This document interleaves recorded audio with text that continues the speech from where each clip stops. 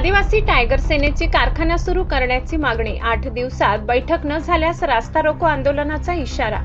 आदिवासी टायगर सेना एटीएस या संघटनेने डोकारी येथील आदिवासी सहकारी साखर कारखाना पूर्ववत सुरू करण्यासाठी प्रशासनाने तातडीने पावले उचलावीत अशी मागणी केली आहे। याबाबत संघटनेच्या वतीने नवापूरचे तहसीलदार यांना निवेदन देण्यात आले। संघटनेने दिलेल्या निवेदनानुसार नवापूर तालुक्यातील आदिवासी सहकारी साखर कारखाना मागील 2 वर्षापासून पूर्णपणे बंद असून त्यामुळे ऊस उत्पादक शेतकरी, कर्मचारी, मजूर व सभासद यांच्या कुटुंबावर आर्थिक संकट ओढवले आहे। कारखाना भाडे तत्वावर दिल्यानंतर संबंधित व्यवस्थापनाकडून कर्मचारी व शेतकऱ्यांच्या योग्य हिताची काळजी घेण्यात आली नसल्याचा आरोपही संघटनेने केलाय।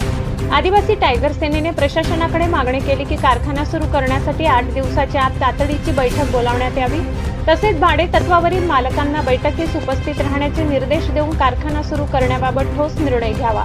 दरम्यान संघटनेने इशारा दिला आहे की निवेदनानुसार वेळेत कार्यवाही झाली नाही किंवा बैठकीची मागणी मान्य करण्यात आली नाही तर आदिवासी टायगर सेना एटीएस व कारखान्याशी संबंधित शेतकरी, कर्मचारी व सभासद यांच्या वतीने शुक्रवार दिनांक 26 जून रोजी सकाळी 10 वाजल्यापासून सुरत-धुळे राष्ट्रीय महामार्गावर मागण्या पूर्ण होईपर्यंत शांततापूर्ण रास्ता रोको आंदोलन करण्यात येईल। या आंदोलनामुळे कायदा व सुव्यवस्थेचा प्रश्न निर्माण झाल्यास त्यात संबंधित प्रशासन जबाबदार राहील, असेही आदिवासी टायगर सेनेने आपल्या निवेदनात म्हटले आहे।